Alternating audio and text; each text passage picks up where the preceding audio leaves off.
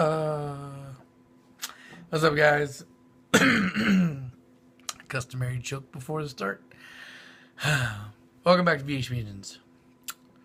And today's discussion topic here is the 4-piston racing 500 horsepower NA K24. Okay, so first off, I decided, it just came out, I think, about a month or so back, and it was kind of making a buzz everywhere. I didn't really just, talk about it too much, just simply because of the fact that I just didn't know how the fuck they did it. And I still don't know the exact details on some of the things because these guys are super secretive on some of the most important details of this build. But I will start by saying that there's a lot of customized work in here, a lot of research. These 4-piston racing guys have spent years developing this the K, and they've put out numerous 400 horsepower NA blocks, or engines in general, and they've been doing this for a while, and they've been getting the practice down.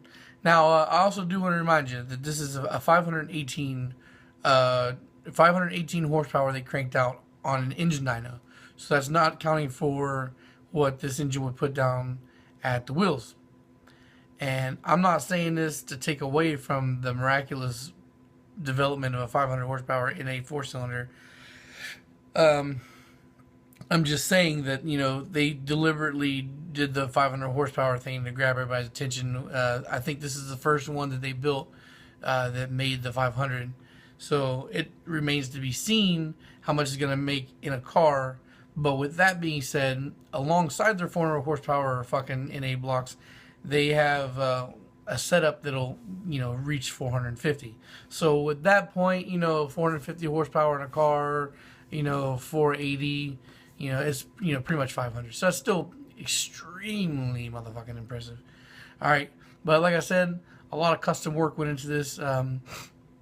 These guys worked with a lot of big name companies to develop the shit that they needed specifically to make these goals. And I think one of the first things that they did was swap out sleeves so that way they can increase the fuck out of displacement. Yeah.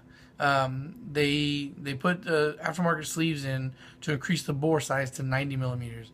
That's, I think, pretty sure stock sleeves are like 86 out of the K. It may be a little higher for the K24. I'm not 100% sure. I don't know. It's been a while since I've checked. But I guess it's kind of more like a K26 because they bored out to, or no, it's a K27 because they bored out to a 2.7 liter with that increase to the 90 millimeter bore. All right, so that's one thing. Is a big key is a 90 millimeter bore. So it's no longer K24, it's K27, and the pistons. They also put a stroker kit setup in it, a specifically made crankshaft to make this increased stroke. Also, custom length and design rods and custom pistons.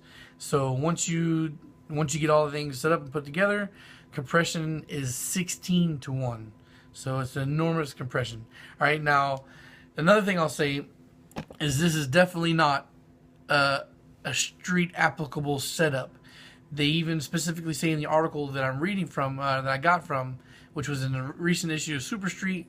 Thank you for Super Street for releasing that same exact article in its entirety on their website, which I'm going to leave in the description. But anyway, the way they designed this engine, it's strictly for race applications. Like, these are race car engines where they put down a certain amount of passes, then they come out of the car and they're rebuilt. This is one of those things where the way the pistons are designed is with 2 rings to eliminate drag, as opposed to the 3 rings you normally get. And with just 2 rings, you have to do an overhaul. You have to swap out those rings ever so often. And there's more into the piston design than just the 2 rings, but that's just the one thing I want to mention right now. If you want to fucking check out in detail, read over that in the article. I recommend you read it. It's pretty cool stuff. Okay, So 90 millimeter bore, custom stroker fucking setup, and 16:1 compression. Then they've also worked with Comatic to have a specially designed fucking head gasket to be the exact size they need to make the compression work properly. Also a port and polish fucking head, which I'm sure that a lot of you guys would know because NA, you know, all the head work. Also custom camshafts that they helped Skunk 2 help them design. And they won't go into the exact cycle and duration of low overlap and all that shit because that's part of the big secret to making this shit work properly. So they decided not to go into details and reveal exactly what they did to make it perform that way. Personally, I think it's kind of cheesy. I mean, I will knock them a little bit for that. I mean, this is car stuff, man. I think we should all be fucking sharing the information. And besides this block, I mean, you know, not very many people are gonna, you know, be able to afford to do this shit. And if you look at their website, the 4Piston Racing, I was poking around for extra information on the 400 horsepower builds. These guys have like their fucking short blocks for sale for like $7,000. So yeah, it's expensive stuff, and I guess that's why they're trying to safeguard as much because they don't want anybody to be able to copy and bank off their $7,000 engine block. Personally, I mean, I greatly appreciate what these guys have done. You know, these are benchmark fucking landmark records here for in naturally aspirated four-cylinder, but I don't think I would spend $7,000 to make 400 horsepower. That's just a little bit too much. Plus, you got to do, you know, race fuel and all that craziness. And from what I was reading on their website, they even have like a specific design race fuel to make this shit work properly, and that's fucking insane. But yeah, I think the thing that I like about this the most is the fact that this wasn't just some hodgepodge shit. You know, this isn't like your typical Frankenstein build to make this kind of power. This went a lot of engineering and design effort went into creating this engine block, and it's not like some of these engines that are out there nowadays where there's machine guys out there literally fabricating a Honda block, you know, from scratch. This is one of those. This is actually a production engine block and head that they've just gone over and redone. So that's really cool that they were able to do this shit. I mean, I'm going to scroll through here real quick and see if there's anything extra that I'm leaving out of here. My internet's lagging. Fuck. So yeah, anyway, like I was saying, you know, this being like a production engine block that they've taken here to create this fucking monstrosity of power. You know, it's really cool they designed that, but everything on this from top to bottom is custom done. Like, you know, tried and proven and done over again and again until they were able to get exactly what they were pushing for. And I think that they've had like a year or so that they were developing to get this exact setup they need to make this 500 horsepower monster. That's real cool shit. These are the kinds of people that I want like to follow in their footsteps for, man. You know, these the kinds of people that are out there pioneering new shit. Yeah, wow, it's just crazy. I don't know why my fucking internet is lagging like a motherfucker right now, but I'm trying to see this shit and I can't. Huh? Gay. Bad timing. Oh, and of course, you know, ITBs, you know, fuck's sake.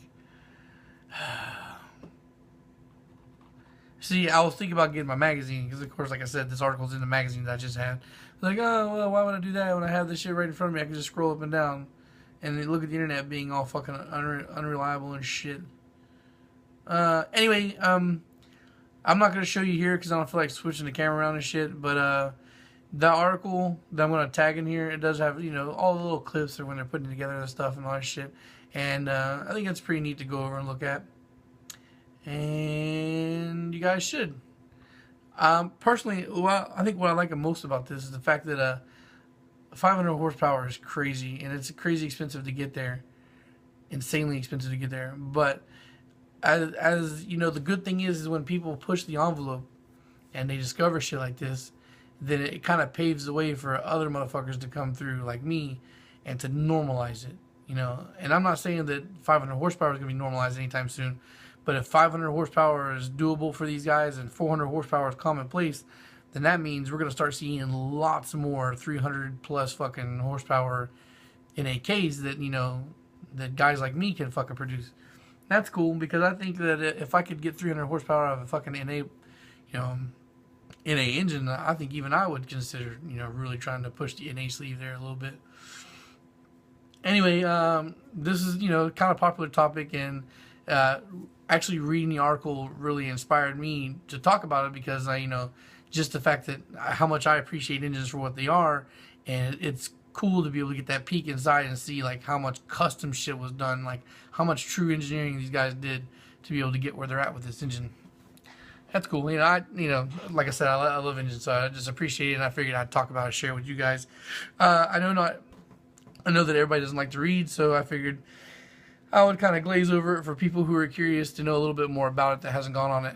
But also, too, there's lots of fucking videos on the internet already about this, lots of videos on YouTube, which, is understandable because of the fact that this is such a big deal that nobody's done this. So anyway, yep. Again, I'll leave a link for the article in the description, and I will also leave all my links to my social media bullshit in there. And you should should fucking follow the Facebook page. It gives you little updates on what's going on, when new videos are coming out, what the video topic's going to be. Also give you a heads up for the live streams when those are going to be, if you're interested in those things. And anybody who has me on Snapchat will get a follow back. I watch you guys. I see you too. All right, guys. If you got anything out of the video, I appreciate you giving a like and a thumbs up, and comment below. Feel free to comment below on anything that you'd like to see in the future. All right, guys. That's gonna wrap it up for today. Peace.